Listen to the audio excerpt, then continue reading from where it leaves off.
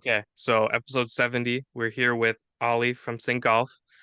Derek's not here. Derek's doing something else without me as usual. This one's also a little bit different. We're recording on a Saturday versus our normal Tuesday night, mainly because you're out of the UK, so there's a big time difference between us. It's 11 a.m. right here in Minnesota. You said it's about 5 p.m. your time. Yeah, 5 p.m. here in the UK. Yeah, yeah. So if we would have done it at our normal time, it would have been like super early for you the next day. And I didn't want that just because I would have felt bad, even though you had offered that that'd be okay. I didn't want that per se. But yeah, joined by Sync Golf this week. Very excited to have you on. We've been talking about it for a couple months now. And I'm ready to kind of dive into what Sync Golf is and learn about your design elements and how everything comes together. Awesome, sweet. Yeah, so it's just myself here at Sync. Sort of started the brand in 2019. At the time, I was living in New Zealand. Me and my partner, um, Charlotte. Yeah, we were living in New Zealand, and I've always done engineering. Started off doing sheet metal fabrication. And then when I was living in New Zealand, I was doing more CNC machining, like milling machines and lathes sort of thing. Um, and the brand sort of started from, I got chatting to a guy out there he was actually from Czech Republic. And he said to me, like, have you ever had a little go on a mill sort of thing? And he taught me the mill side of things. And then he said, like, oh, obviously you're really keen golfer, keen engineer. This is what my friend sort of has been working on as a little hobby over in Czech. And I was like checking out a video, machining a putter, and I was like straight away, yeah, hooked. And yeah, from then on, I was just fully hooked about what these machines can do, sort of the capability of the machines themselves. And then it sort of it got me thinking about what I can sort of get to work on as such. And sort of I was chatting to him, and I said, right, where do I start? And he said, I've got to teach you CAD. So he taught me a little bit about CAD, and then taught me all the machining side of things. And then I sort of chatting to him, at the start, when I sort of went into work and said, right, I want to build a business, I want to create something here, and he said, we were just having a general Monday morning chat, and he said, you play golf at weekend, like you sink the ball like this in the hole. And I was like, well, yeah, it's a pretty cool name. So just sort of Sink come from his Czech accent of not being able to speak English too well. And yeah, it was really good guy actually. And he taught me a lot on the CNC side and then on the CAD side. And then we returned back to the UK, and I was like obsessed with, wanting to give it a go. So sort of took a bit of a loan out, bought this CNC machine, Dugard Eagle 760 3-axis miller machine, put it in the sort of the factory, and I did not have a clue what to do with it. I didn't have a clue how to turn it on. All these buttons up here. I was like, yeah, not a clue what to do, sort of thing. And at the time, I worked my full-time job for about 2.5 years. And then in the evenings and weekends, I was then working on this, and yeah, pretty much learning. And then took me about a year to learn, and then really dug into machining the putters from then on, really. And then got married in April last year, and in June I pretty much went full time at it. It I was doing sheet metal fabrication at the time, like 40-hour week, and it was just all a bit too much. So I said, right, I need to something's gotta give. I need I need some hours back in my life. So I pretty much jumped straight into it. It's June last year, June 22, and then yeah, went from there really. Just every build sort of posted on Instagram, and then on to the next one, next sort of customer, next friend as such. And yeah, it's just grown and grown and grown, and yeah, it's gone from strength to strength really. Yeah, it's super cool for me because I like to watch the videos of the machines actually like milling the metal and everything. Oh To yeah, me, that's one of like the super satisfying things to watch. yeah, It's right, kind of yeah, like you ever run across those videos of people like power washing things and it's just like, yeah, oh, it's so clean. yeah, yeah, That's how I yeah, feel totally. like it is with the pieces of metal with the heads. I took a Yeah, CNC class in high school. I could never do it. I built Legos and it took me like 3 weeks on the machine. So there's always an appreciation on my end for people who can do CNC. nice. My grandfather did it. I I don't have the patience. Um, a close friend of mine welds and everything too. So Yeah, seeing nice. all the intricacies in metal and everything, and then even, late last year we had Mark from Kraken on. Mark Oh does a yeah, lot of the same things, but his is smaller and intricate. He does putters and everything as well, but like his stuff is so small and intricate. I yeah, could yeah, never. There's a level of admiration for that I have for people who can work with metals and CNC and everything that I can't quite yeah. explain. But it's truly workable art, and for me, that's the coolest part.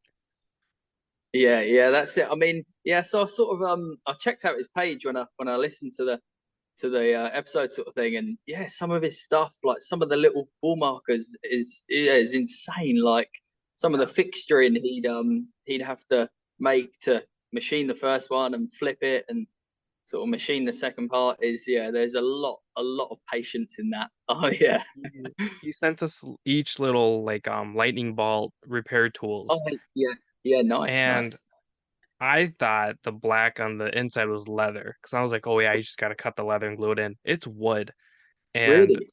it's Wow, yeah, that's cool. it's I don't Yeah, remember what kind of wood it is. He says it maybe he says in the episode, maybe it was off air.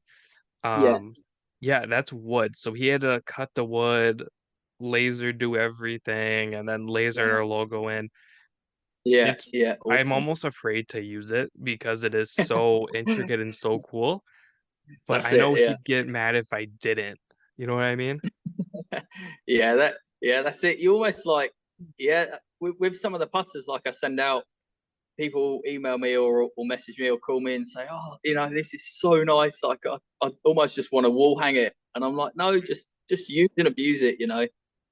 Just get it out there. Yeah, just roll it. Yeah, Yeah, I mean some things like putters I would imagine get better over age like with the patina and everything, yeah, right. especially like Yeah, with the markers, because our oils we touch them and everything and yeah, yeah, it creates something unique for everybody and that's not something that happens unless you use it. So it's always this fine line of it's so intricate, it's so cool, it's so artistic, but it's a yeah, tool yeah, to be used, you know? yeah. Totally. Yeah. Oh, that's It's like awesome. it's like I don't know if you're in like classic cars or anything, but like I feel that way about cars too. Like people always have these Yeah. really nice classic cars here, and then they sit around, and I'm like, I would drive it till it exploded, type of thing, you know? Like, Yeah. Oh, totally. Yeah. So yeah, my first car actually was a VW Mark One Golf ooh, convertible cabriolet thing, and it was yeah, like 1992. And yeah, obviously you know what it's like as first car. You just want to just rip it into the ground almost, and it mhm. was yeah, it was so fun. But people used to say like, oh, like take it easy, like it's a nice old car, you know. Yeah. My first car was a 2004 Malibu Max. Oh, So really? it was a Chevy Malibu with a hatchback, Yeah. basically. And I Sweet. drove Yeah. that thing until the transmission blew up. I had like 250 some thousand miles. And oh, I miss that car. That car will never be a classic, at least not to anybody but to me. But no, I definitely get that Yeah, feeling, and yeah, golfs are really yeah, cool.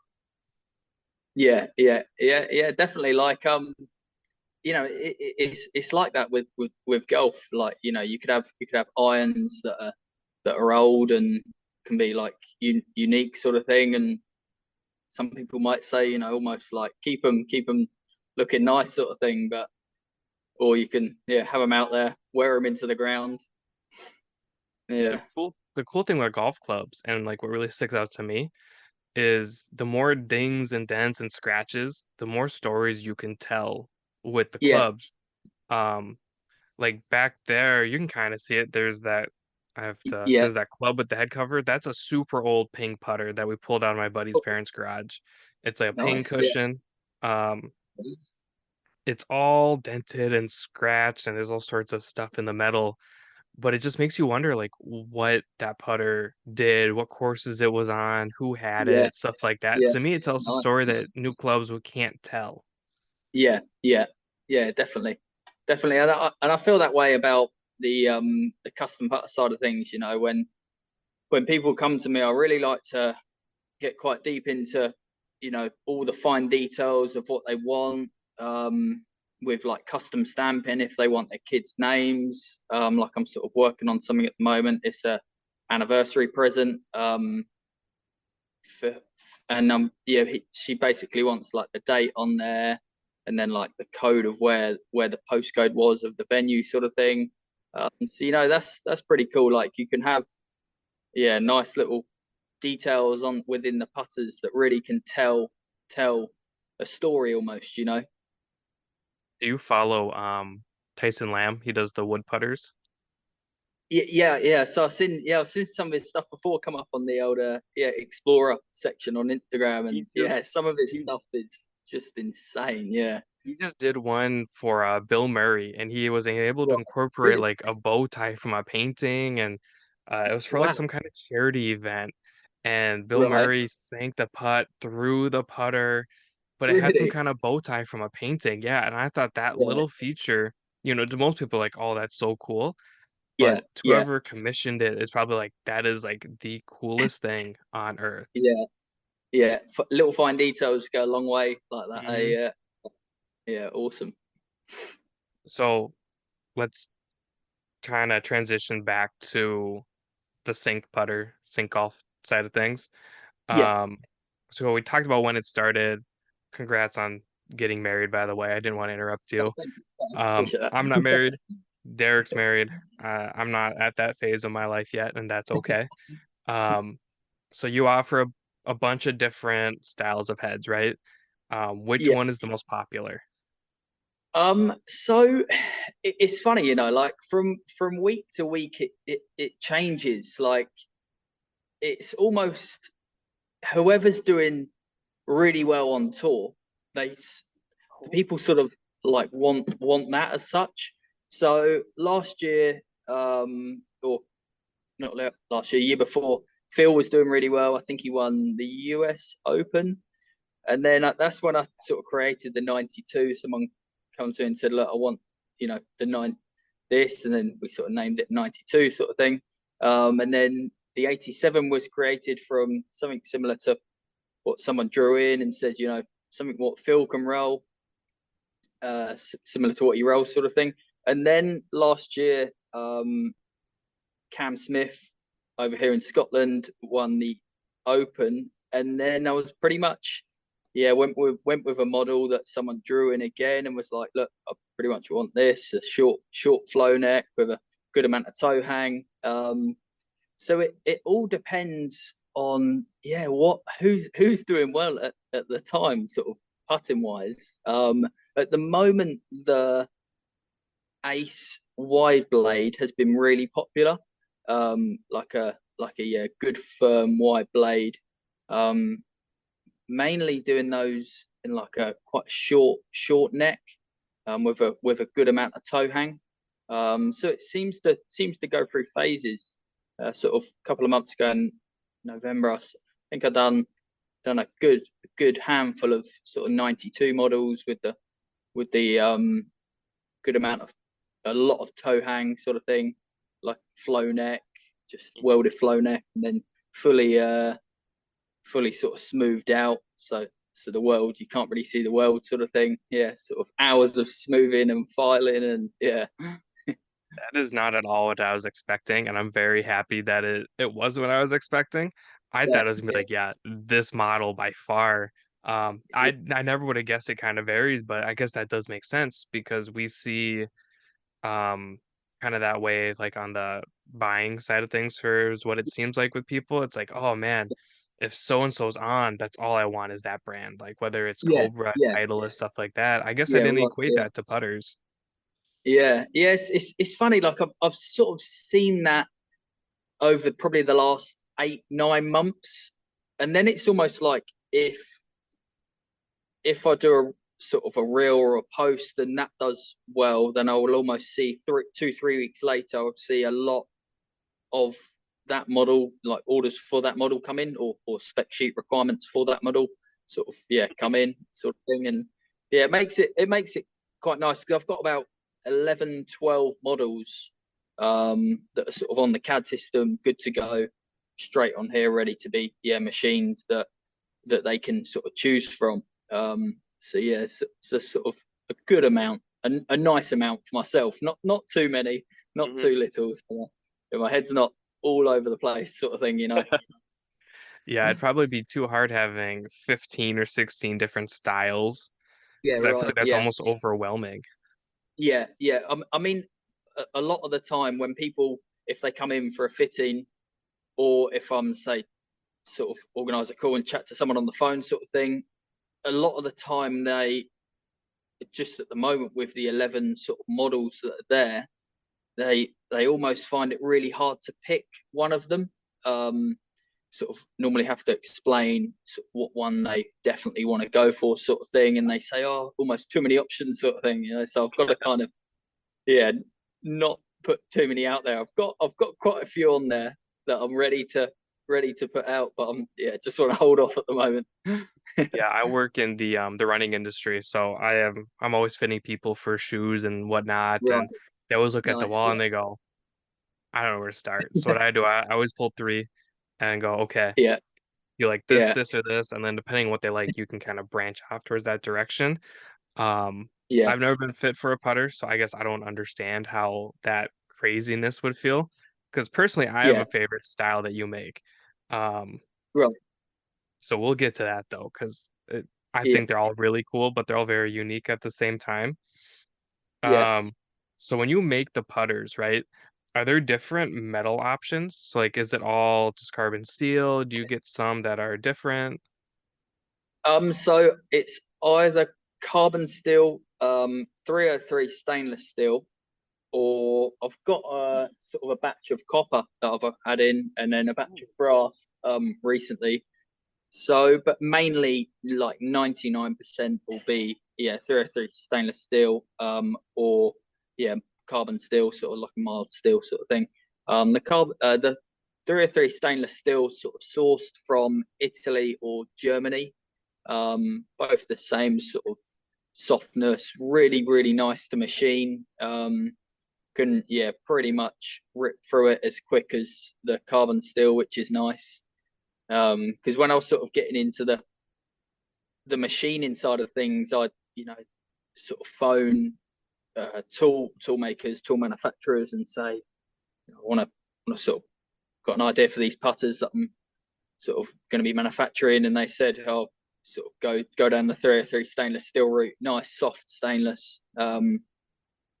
And then pretty much just get billets of that in, batches of that in, probably in 4 to 6 meters at a time, sort of thing. So a good amount, yeah, Yeah, that's a lot. yeah. Um, do people ever ask you for like kind of the outlandish metals like Damascus, kind of stuff like that, where it's like you'd like to accommodate, obviously, but like you're just like, that's a little bit higher end, or Yeah, so I'm sort of recently made a contact here in the UK, and I've always wanted to get into the Damascus. I've sort of done inlays and stuff within the pockets, but I want to do a whole whole build on a Damascus full head sort of thing. Haven't really had time to look at it, but I have had quite a few inquiries regarding it. So I've recently made like a contact here in the UK that forges the Damascus billets together. So that's something in the next probably in the next few months I'll be cracking on with maybe throwing a couple out for like a maybe like a limited run or something, you Yeah. know. Damascus is so cool. I'm really into like Yeah, the intricacies in it. It's almost like a wood grain where one is never like the other. yeah, Um, yeah, yeah. I think that side is really cool. Um, I also follow an account who just did like camo oil can putters, and Oh I was wow. like, that is Oh, crazy. yeah, That was super cool too. Um, yeah, okay. that's awesome. I've recently started like on the in regards to Damascus. I've like doing a lot of YouTubing with like knife making and that, and just the amount of time that these guys put into making these knives and Mhm. the patience they must have to go through. Yeah, dialing in It's these knives on the yeah, and machines is cool. it's unreal.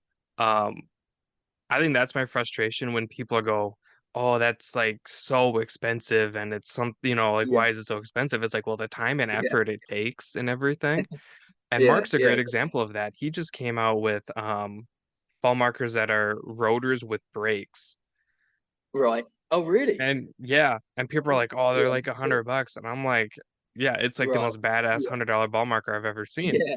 Yeah. It's like Exactly. the time and Yeah. effort he puts into those, or like his Yeah. putters are expensive. Yeah.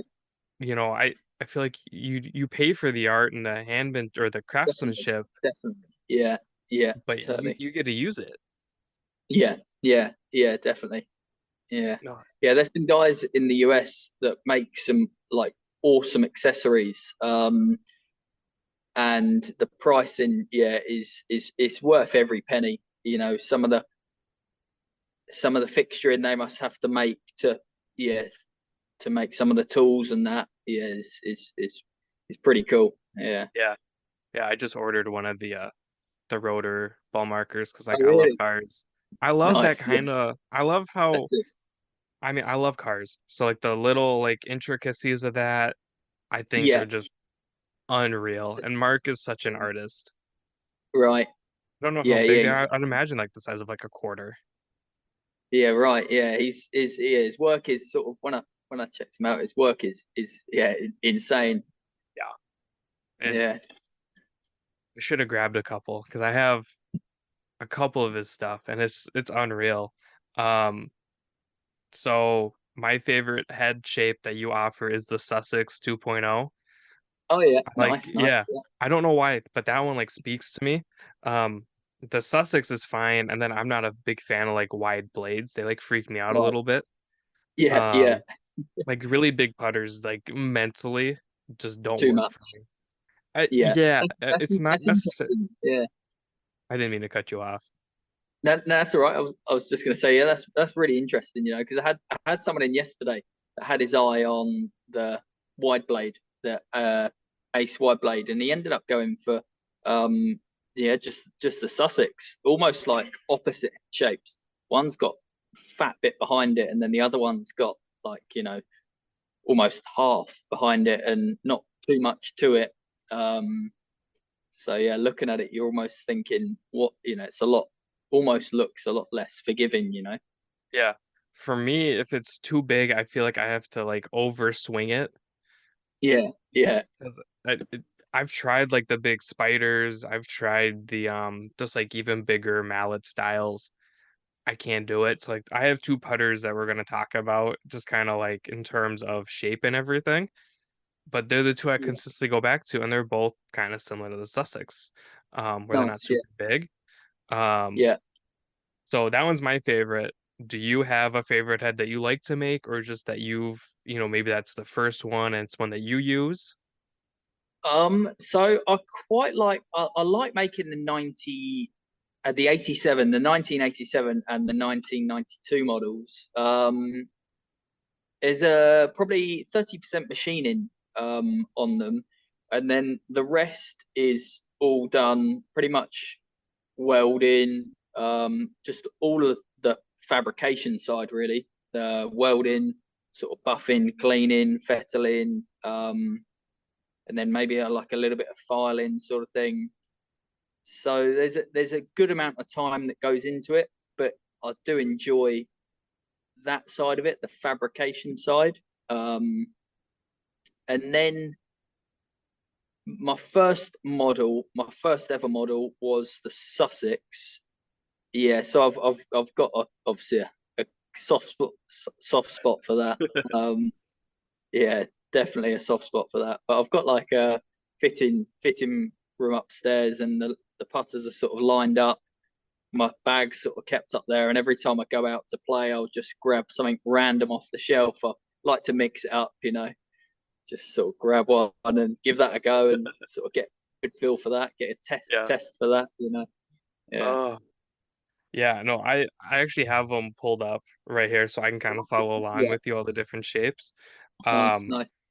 yeah, the 87 and 92 feel almost like classic shapes for putters that when you Yeah. said like, oh, what Phil's rolling or whatever, looking at them, yeah, that does look a lot like what Phil plays or what a lot of the older Yeah. guys on tour play, or even like the Yeah. champions and stuff like that.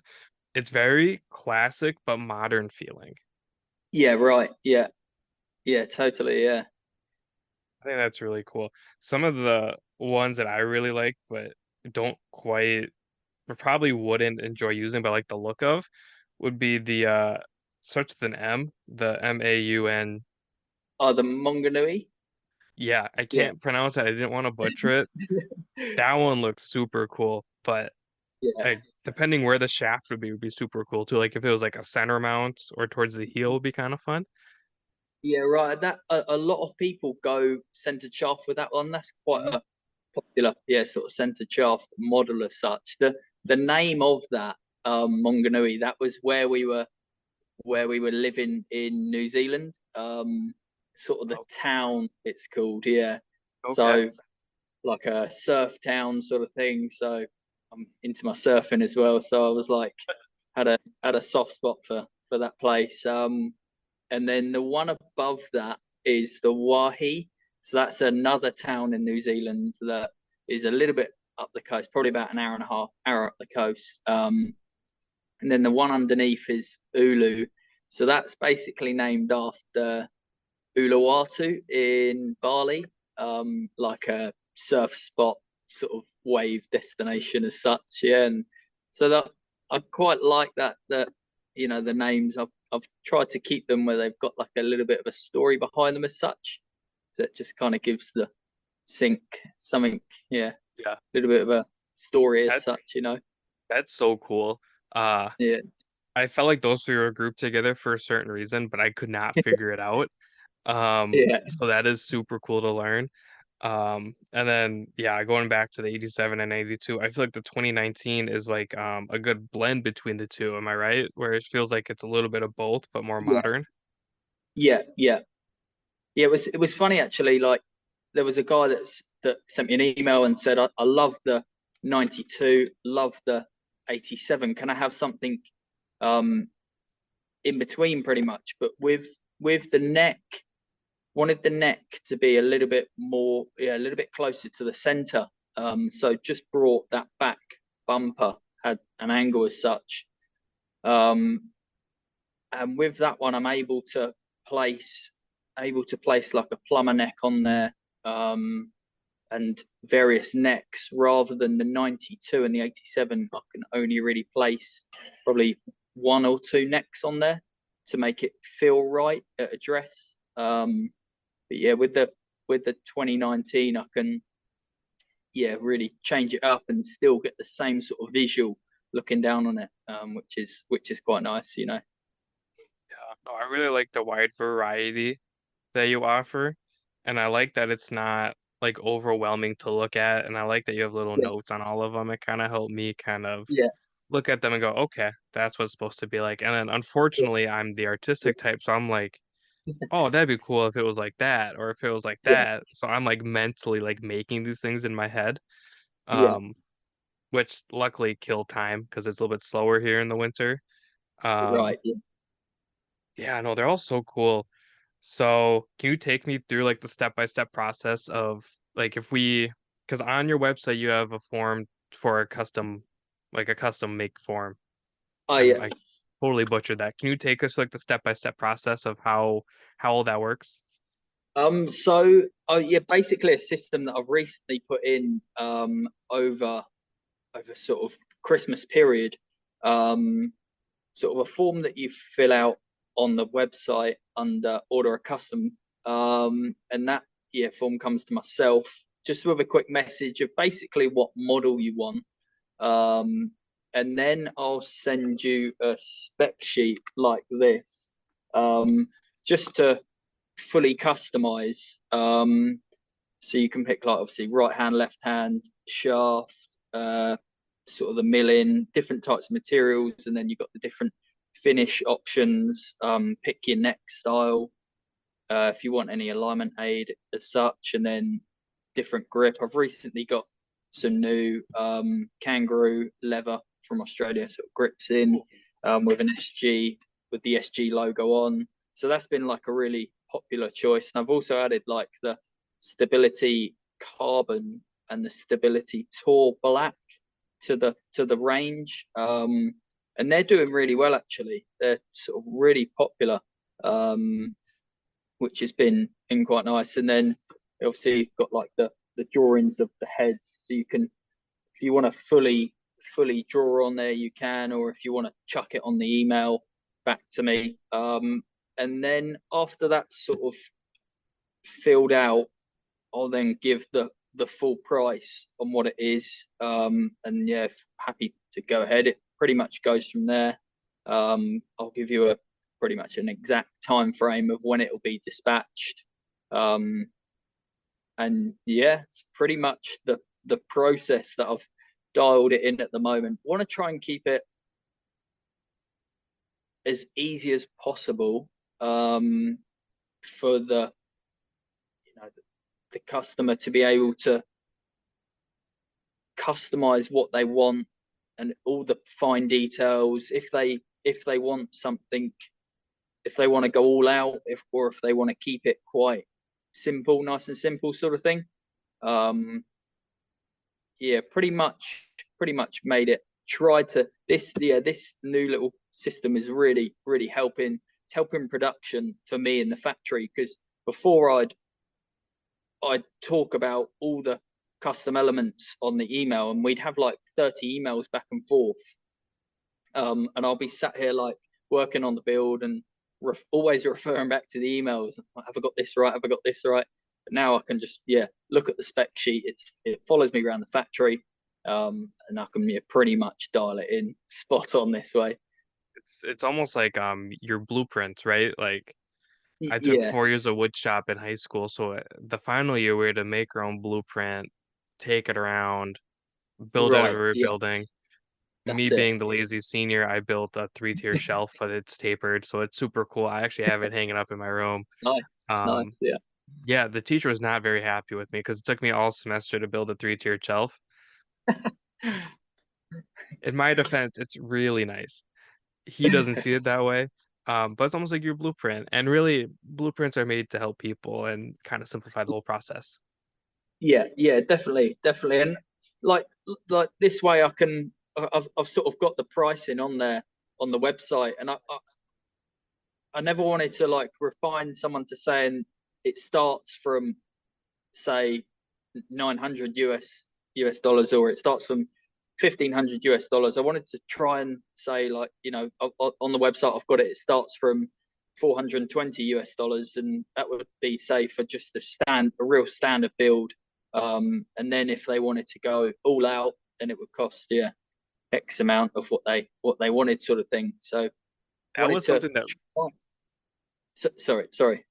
that was something that really stood out to me was that it Yeah, was way more affordable than a lot of places do. I've seen a yeah, lot of places, starts at $800 or starts at, right. whatever. And for it to start at $420, I thought was like unreal. So then I had to investigate, and that's how I found your page.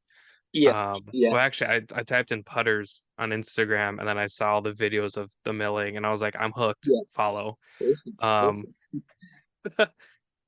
uh, that to me was what stood out was that how affordable they can be. And I think that is super cool because everybody in golf always says how expensive golf is.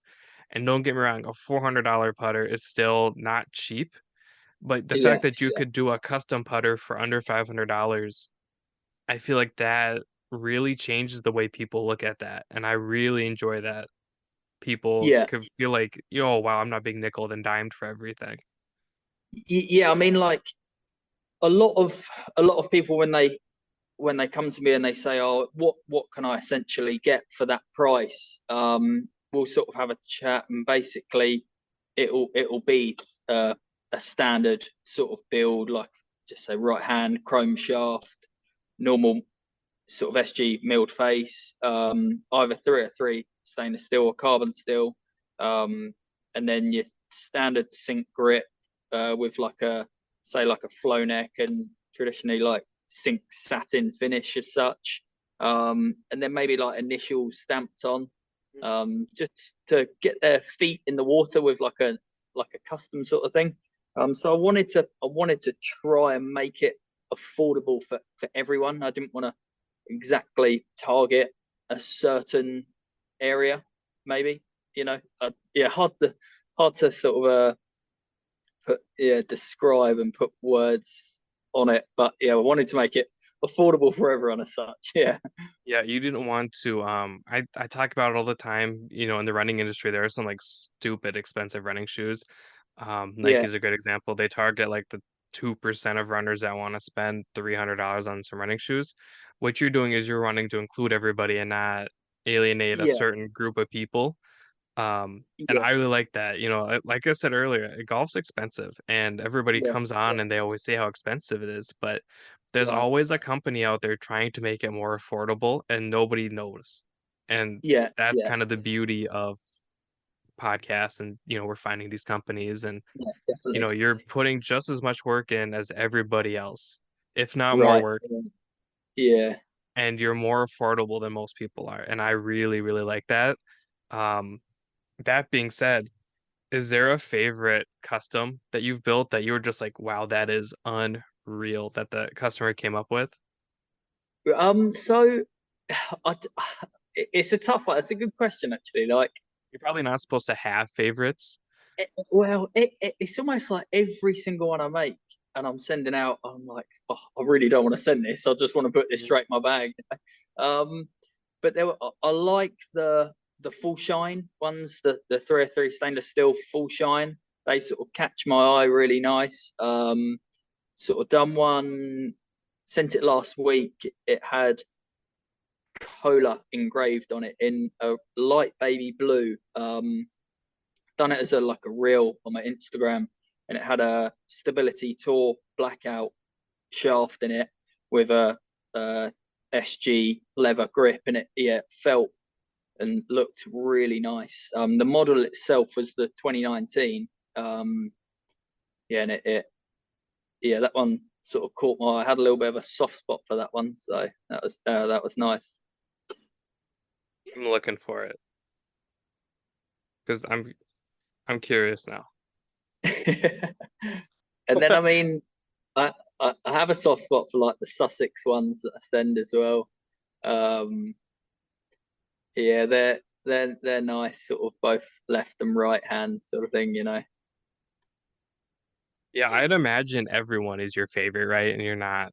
I mean, Yeah, it's like I have a big wall of cameras right there. They're all film right. cameras. I Yeah, keep all the digital stuff in my bag. Everyone's like, Dom, what's your favorite camera? I wholeheartedly no idea.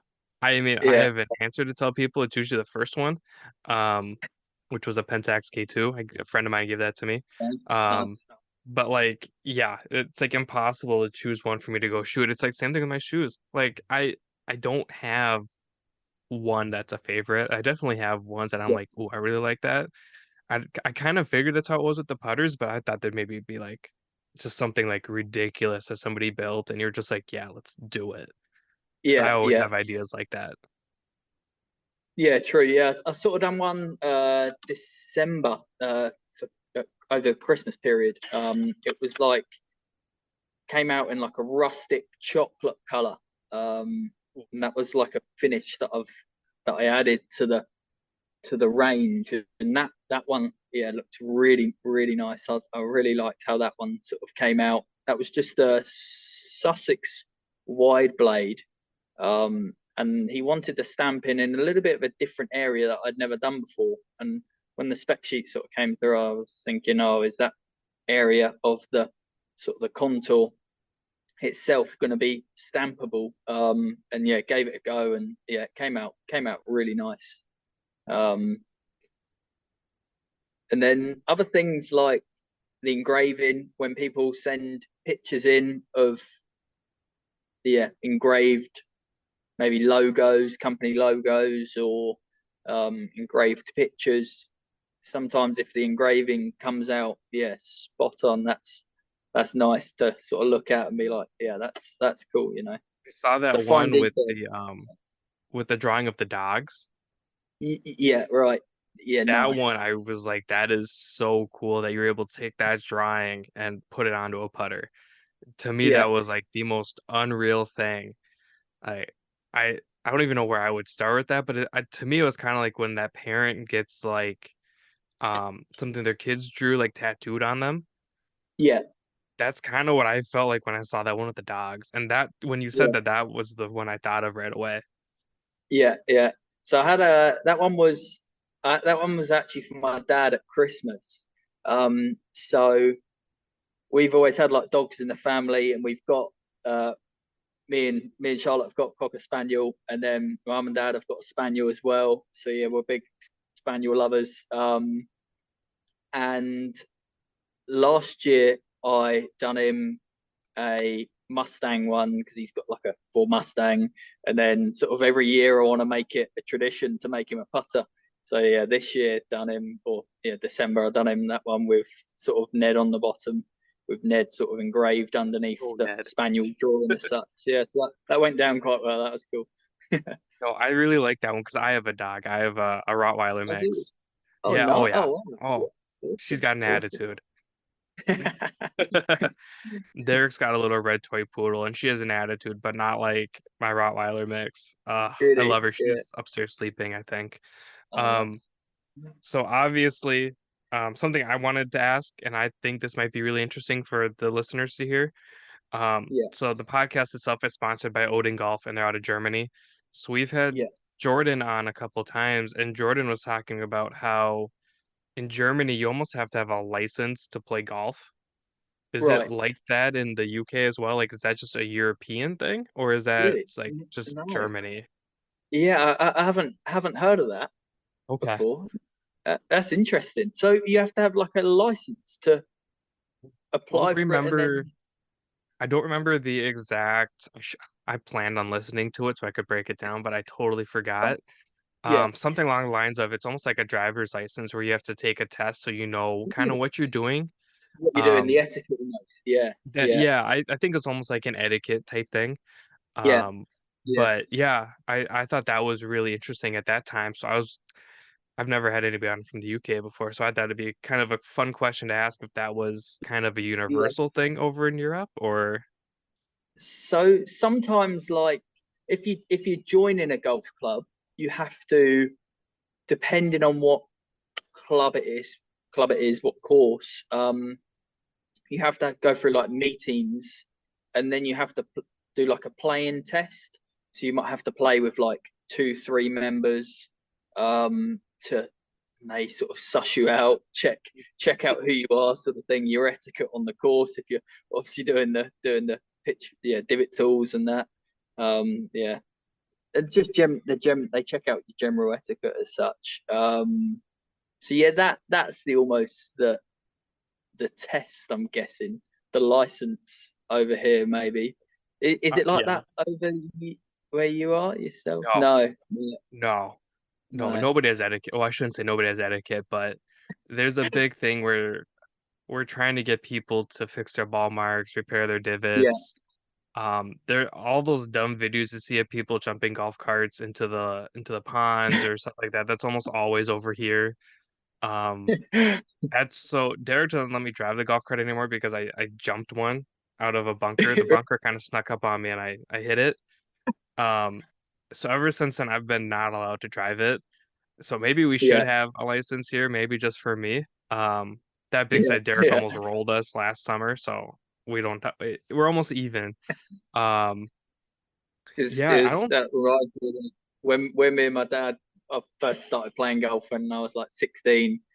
and sort of can't drive at 16, but you can jump in a golf cart and you can do whatever on the course. And there was this hole that was steep as you like, and sort of drive down it, slam the brakes on, and 360 spin sort of thing. But it was like almost yeah, not a private course, so Yeah. Yeah, maybe get away with it a little bit.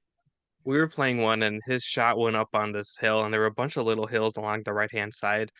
And I think it had just rained, so it's still a little wet. So on our way down the hill, we must have caught something and the golf cart just started spinning. So we're spinning down this hill and we're yelling and there's stuff flying all over. And then it finally stops and leans and then snaps back. And he's like, "Are you okay?" I was like, "Dude, my beer's all over the place. I'm a little upset." But otherwise, I Yeah, was okay. It was like one of those things where it's like, it'd be cool to do it again, but also if we never do it again, I'm okay. yeah, Um, yeah, we should totally. have licenses here. Maybe Germany's onto something. It's funny, because a lot, like 90% walk here, um, and then the other 10% is sort of golf cart sort of thing. Um, so it's not too popular to be in a golf cart. You've got Okay. like companies like Power Caddy that almost click a button and your trolley goes, your bags on the trolley sort of thing. And then a lot of people carry as such. Is it similar over there, or is it? It depends on the course. Like if it's like an executive or like Derek and I will play like a par three course, we'll just walk it. I Yeah, have a push cart and everything. I put the bag on and we just go. nice. Um, Generally if it's an 18 hole course, they're big here.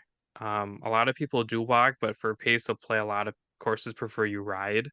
Yeah, Um, like there's a course up by my cabin and the first hole is like a 500 something yard par five. well, And yeah, it's nice. it's kind of an animal. I've seen people walk it, but then that hole takes like 15 minutes and it's Yeah, just like constant. So I think most courses want you to ride. I'm yeah, not opposed to walking, but I'll just use my push cart and, go. Um, I feel like it's a little bit more fun to ride around here though, depending yeah, on the course anyways. yeah, yeah. You can get in round in like two and a bit, 3 hours, sort of Hmm. spot on, eh? Yeah, which is a good amount of time to get round. Yeah, Yeah, I mean there's smaller 18 hole courses, you just play nine twice, so it's like playing an executive yeah, twice. That one you could walk no problem. yeah, We've done that yeah. before, that's okay. Um, but yeah, I think most people ride here. That'll be interesting. I'll have to like call up Jordan and be like, "Hey, what was that license about again?" Um, so outside of your putters, do you have like a favorite brand? Maybe one that inspires you, one that you would just really like to model your putters after. Like personally, I like Ping. I've always been like a Yeah. Ping guy. I actually have two putters right here, and the one that for me kind of started it, I have my Biggie head cover. I don't remember who makes it, Nice, but nice. Biggie's That's sweet. awesome. I have a Ping Karsten answer too. For me, this was Oh, kind that's of the lovely. putter. Yeah, I love the color nice. and I love the face and everything. To me, this is Yeah, almost like your Sussex, but a little bit different. yeah, yeah, Maybe that's why it speaks to me. But, for yeah. me, it's Ping. I love the Karsten line. To me, it's one of the original putters out there. I'm also very picky and I love their pistol grips. Tiger Oh, uses nice, them on nice. all of his stuff. Ooh, Yeah, totally just bashed my yeah. microphone. Not That's that there's our yeah, really nice grip actually. Yeah, it's really nice. I've got a spare one somewhere because I wanted to put one on the older one just so like I could Really? practice it. And then the other putter I've been switching between. This one's out of Massachusetts. It's a smaller company. It's Jackson Golf. He sent us a couple of these, and these things are just wild. I don't know if you can kind of see, but it's like a weird center Oh yeah. shaft, Oh wow. Nice. and the face actually bows out. Really? Yeah. So Yeah. I kind of switched between the two, and both of them for me are so different, and I never see companies quite do the same thing. So I'm just kind of wondering if that's kind of the same thing for you. Like, do you look at Ping or I know a lot of guys are really into Scotties and stuff like that. Do you Yeah. kind of have a favorite brand outside of yours? Yeah, that's a good question actually, because there are sort of each brand has its own niche and its own sort of Hmm. touch. almost like identification. I like ping. The fact the traditional milled, that they I like they've gone back to milling sort of like a one piece sort of thing. Um, yeah, always been a fan of ping. And I was a massive fan of the Nike method when it came about. They just had like this one piece sort of real thin, um, yeah, almost like an answer style shape. And I was just I had it at the time, and I was hooked when I was rolling it, and I really really liked that. And then I used to like what was sort of almost a little bit similar to the Wahi was the um when Faldo, I think Faldo won the Masters with it, a Wilson sort of like a almost like a hockey, wide hockey thing that he Okay. used to use. Okay. I think almost like a Scotty Del Mar, is it? Okay. Yeah, liked the look of that. But I almost like every brand for what they do, for the special touches that they put on it, for their almost identification. I think every brand's got its nice little niche about it. Yeah, I mean, for me, ping is, I mean, you kind of hit on it. It's classic. I mean, to Yeah, me, obviously they're not the original putter brand. I mean, I could be wrong. They could be, but for me, the look's always classic. To me, it's got the best feel. yeah, Something with their face. It could be the metal. It could be just a blend of things. But then, like, I mean, their signature pistol grip to me is probably one of the best. I don't like the really fat ones. They freak me out too. Um, yeah, if you notice, a lot of things freak me out. Um, Mainly because I don't like it. But yeah, I mean, for me, it's Ping. I mean, I love them. I mean, this was like my first like real putter, and for me, it's probably one I'll never get rid of for that reason. Um, nice. I like the neck. I love the color and just the feel of it. I mean, I've had a lot of good shots with it. Um, but I think it's always interesting to see if there's some kind of inspiration from another brand that inspired a brand to start. Um, Yeah, so I have always thought that was really cool. yeah, I do. Yeah, I do definitely have a sort of soft spot for the ping stuff. Yeah, sort of good to see their fully milled line come out last year. Yeah, the sort of the Yeah. black ver that blackout version they had. That was nice. The fang in that was really nice. What do you, this is going to be interesting because I just thought of this. What do you think of the 3D printed stuff Cobra's doing with their putters? Because I think that's really interesting. Uh, I've never rolled any and I've never held any, but I just think this 3D printed stuff is really cool. yeah, I think it's cool, like the technology side of it. I think it's good thinking, obviously forward thinking. I'm not too. I sort of rolled a couple before, and yeah, personally wasn't a huge fan. Like the sort of traditional milled lines on putters and Mhm. stuff, like the milled edges, the milled sort of effect that it gives when it comes off the mill machine as such. I wasn't really too. It didn't sort of suit my eye well enough. But I've had friends that have rolled it and been like, yeah, these are nice. Yeah, I'm afraid if I roll one, I'm gonna love it and then have to spend money on it. So I'm like trying to stay away from them for that reason. But I thought when that came out, I thought that was the coolest thing because Yeah, before you know it, we're gonna have 3D printed like actual golf clubs, where you can that's it. actually Yeah, swing them and hit them. yeah, Um, I thought that was really cool. Um, that's kind of all I have in terms of like putter related stuff. yeah. I'm really happy I was able to kind of pick your brain a little bit and get some design elements from you. We always end the podcast by asking a food related question. Derek and I love food. Obviously, here in Minnesota, we're like a melting pot for a lot of places, so it's super cool. If Awesome. we're Yeah. ever in, well, we think it is. If we're ever in your side of the world, what is one place we have to eat? Whether it's like a restaurant near you or just some place you've been that isn't directly Uh, near you. yeah. I've been listening to your sort of podcast the last few months and few weeks, and I was like, what am I going to say to this? Sort of.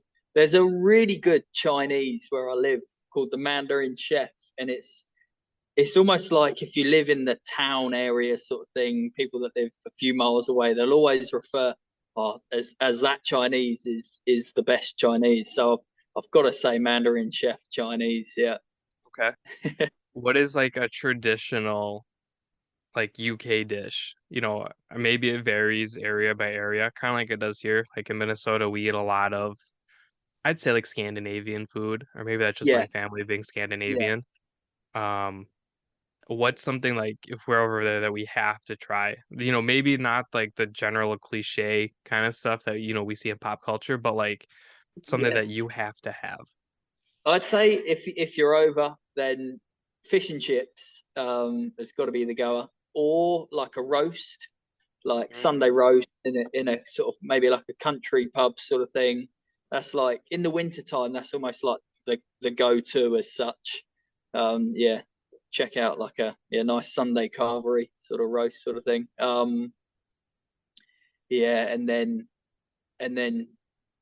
fish and chips. Yeah, down the Oh, beach, fish and chips. Yeah, can't yeah. beat it.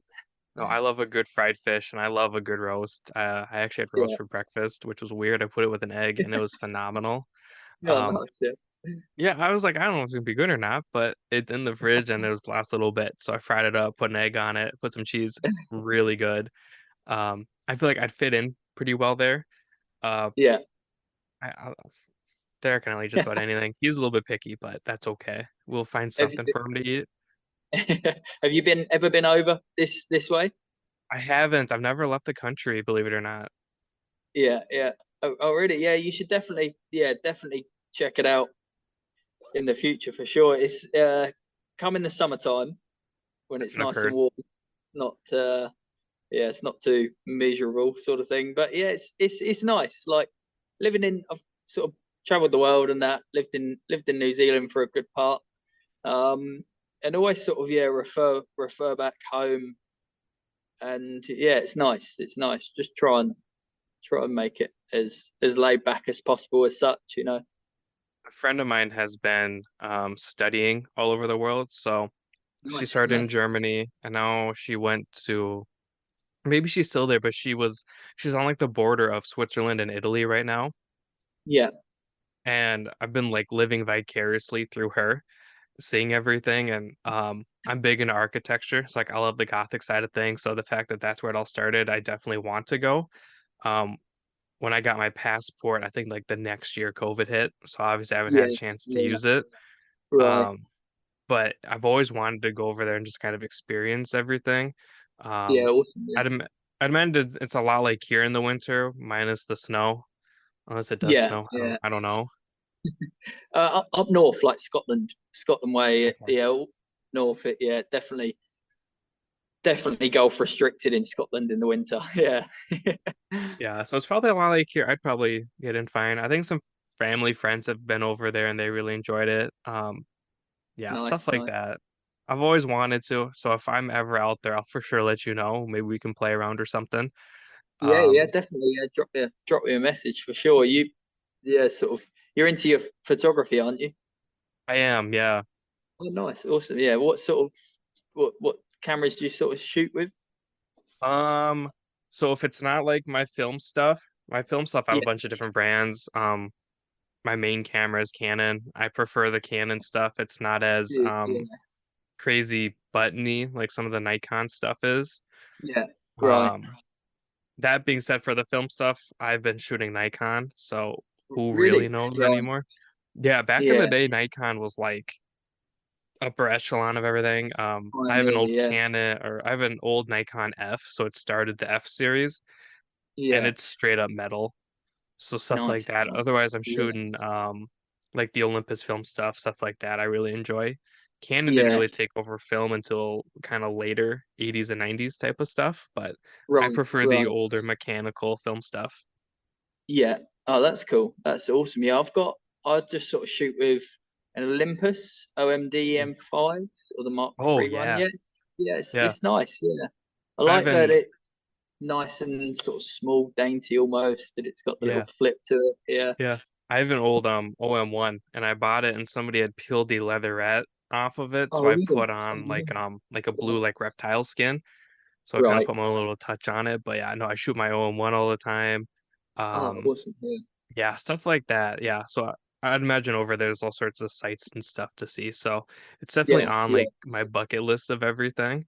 I just Yeah. I don't like doing like the super touristy stuff. I'd like to kind of see things from, you know, a more unique angle or almost a more homey type angle. Yeah.